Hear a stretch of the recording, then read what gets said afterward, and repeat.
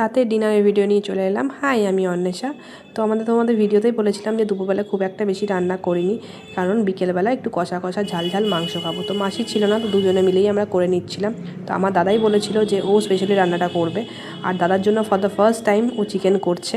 আমার জন্য first time না হলেও বাট আমি খুব একটা প্রো নই যে আমি রান্না করি বা চিকেন করেছি অনেকবার, না, আমি রেয়ার থেকে রেয়ারেস্ট করেছি।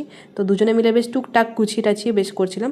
চিকেনের সাথে সাথে যা যা লাগে ওগুলো হেল্পিং হ্যান্ডগুলো যা যা হয় না হয় সেইগুলো সব আমি করে দিচ্ছিলাম, বাকি সব ও করছিল। মানে ও সব বলতে মেনলি কুকিংয়ের টাইমটা ও করছিল, আর টুকিটাকি যেগুলো কাটার ও কেটেছিল, যেগুলো হয়তো পড়ে আছে, যাই হোক টুকিটাকি আমরা দুজনে মিলেই করে নিয়েছিলাম। বাট মেন রান্নাটা কিন্তু ওই করেছে। বাট এত সুন্দর খেতে হয়েছে সত্যি বিশ্বাস করা, মানে বোঝাতে পারবো না। বেশ ঠান্ডা লাগার মুখে না কষা কষা মাংস, তারপর ঝাল এত হয়েছিল, মানে অসুস্থ আছি তো এখন ঠান্ডা লেগে গেছে, তাই ঝালটা নর্মাল লাগছে ঝালটা। বাট বিশ্বাস করো, যে সুস্থ থাকবে না তার বিশাল ঝাল লাগবে, কারণ আমার দাদার ক্ষেত্রে ঝালটা প্রচুর লেগেছে। বাট আমার কোথাও গিয়ে মনে হচ্ছে একদম পারফেক্ট ঝাল হয়েছে, কারণ আমার ঝালটা নিতে ইচ্ছা করছে না, খুব ভালো লাগছে।